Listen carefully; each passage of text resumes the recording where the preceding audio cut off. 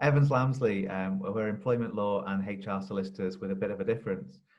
Rather than charging our clients by the hour, our clients pay us a fixed monthly fee, and for that they get genuinely unlimited advice and support on a range of HR and employment law issues, from contracts and handbooks at the beginning of the relationship through to day-to-day issues such as disciplinary issues, grievances, sickness absence issues, or issues in relation to, for example, a cheapy transfer. And the great thing about that genuinely unlimited advice is that we can support our clients on small issues that often become bigger issues, and the sorts of issues that maybe our clients wouldn't have gone to a solicitor to speak to because of the fear of the cost of the bill at the end of the month. But because there's no additional cost, we can often deal with those small issues and stop them escalating. And ultimately, our aim is to allow busy business owners to do what they do best, which is run their own business, and we'll deal with the HR and employment law issues and take that stress away.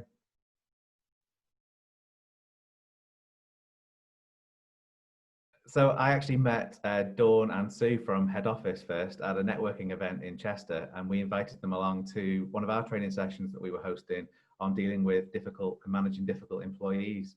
And it was after that that I was invited to come and meet Cheryl at head office. And we had a bit of a chat about what maybe we could do to support her and each of the franchisees, as well as learn a lot more about Apollo.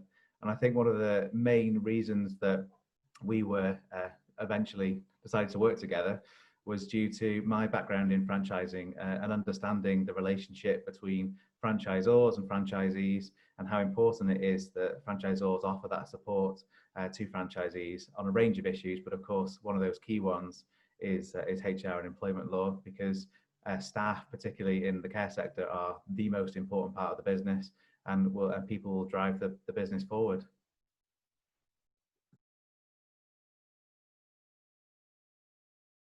Apollo really do care about their staff, their team, their franchisees, and their and each and every one of their clients and their families. And I think that's how I would describe them, as a caring organisation who care. It's not just about profits; it's about providing that best service and making sure that they stand out as a care organisation in the local area.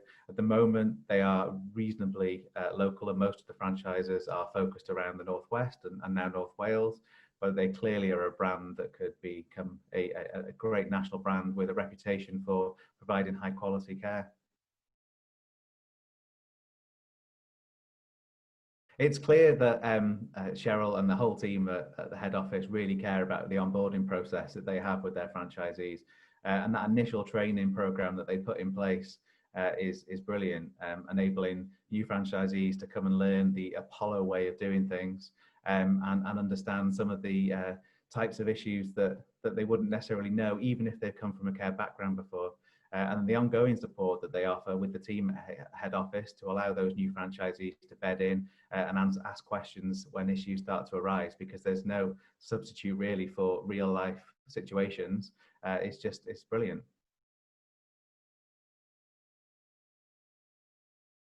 So when new franchisees come on board with Apollo, we come and do a half-day training session with that new franchisee to provide them with all the information they need to know about Apollo employment procedures and policies, and get a general understanding of employment law and HR.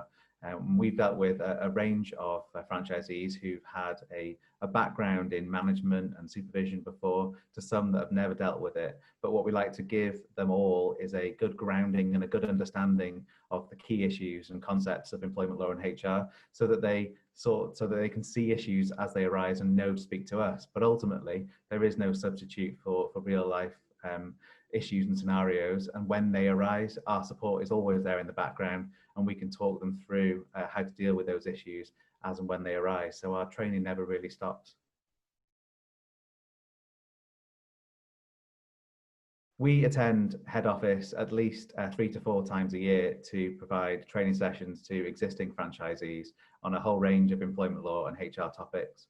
We ask franchisees if there are any particular topics that they are interested in or having issues with, and then we will provide a 2 to 3, 4 hour session on that topic, so that everyone gets a good understanding of it. And again, the whole point is they take that back to their business, and as and when issues arise, they'll have a better grasp of how to deal with it, but with our support there as well for when that scenario comes up in real life.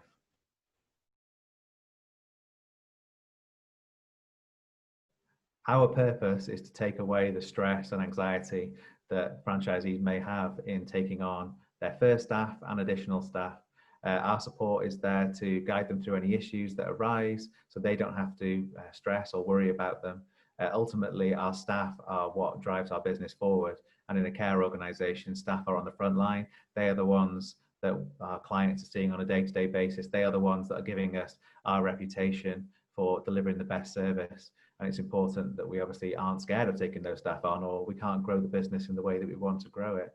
So staff, I would say the franchisees do not need to worry about taking on staff. We will guide them through anything that comes up. There's no substitute for real life scenarios. You can't be trained on that. You can't know in advance what's going to come up, but we will offer that support as and when things arise to make sure that those HR and employment law headaches aren't an issue, so that they can focus on growing their amazing Apollo franchise brand. I think obviously hiring staff is the most important thing. If you can hire the right people at the start, then those issues, employment law and HR issues, aren't going to become problems in the first place. But that's easier said than done. Often in the care sector, there aren't huge queues of people looking for roles, and it's about finding members of staff that we think are going to be the right fit for Apollo. And I'm big in the idea that we shouldn't necessarily just recruit someone who's the most experienced, but recruit the person who we think is the right fit for the organisation, because we can train people. We can't train issues with personality or fit, but we can train skills, in particularly care skills. So that's what I always say we should look out for, is looking for the person who we think fits the Apollo brand the best.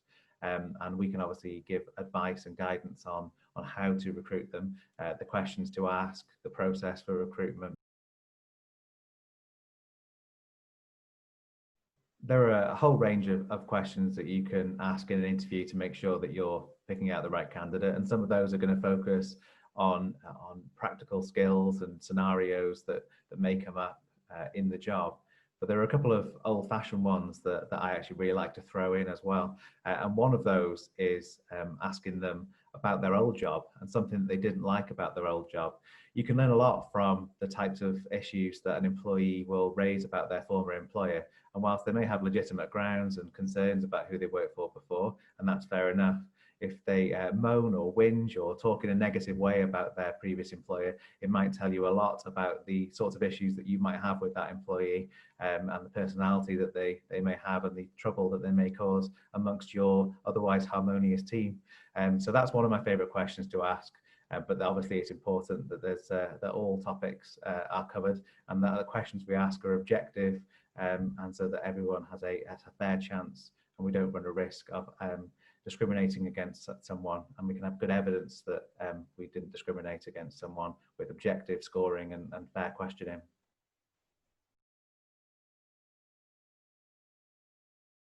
We've delivered a couple of training sessions in relation to dealing with difficult employees and managing difficult conversations. And the key advice that I always give in relation to difficult conversations is not to avoid them, because they will become much bigger issues if they're not dealt with early on.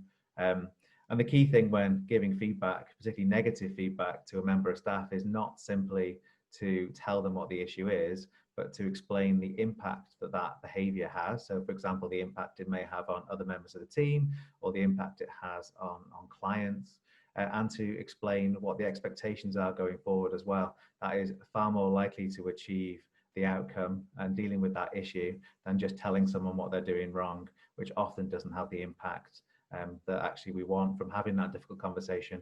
And if it's difficult, we may as well do it right to make sure it works. The first question that comes up for new franchisees is the recruitment of their first members of staff, and obviously giving them that advice and support they need on job adverts, job descriptions, getting that right, making sure that we're clearly recruiting for the skills and the types of people that we need for the roles that we're going to have at the beginning. But the other question that comes up is about the flexibility that they need with members of staff, when they're first starting out and maybe they don't have as many clients yet.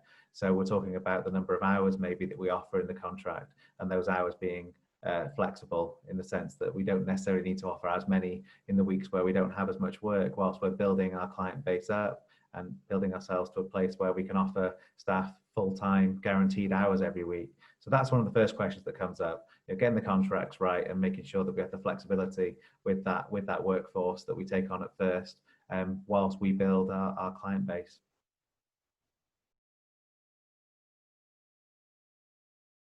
Apollo really care about their staff, and from the award ceremonies that they have each year, rewarding those staff that have delivered that brilliant service, and through to the career path that staff can have at Apollo. A number of the franchisees actually started off as care staff and have developed into now owning their own business. So starting out as a new carer at Apollo is an exciting thing to do. It's not just about potentially becoming a senior carer or a care coordinator. The opportunity is there to take on your own franchise, run your own business, have your own care business in your own area. And that's an exciting thing for someone to be able to start as a fresh new employee with all those opportunities ahead of them. And that isn't something that would happen in a normal business. That's something that happens when you work at Apollo.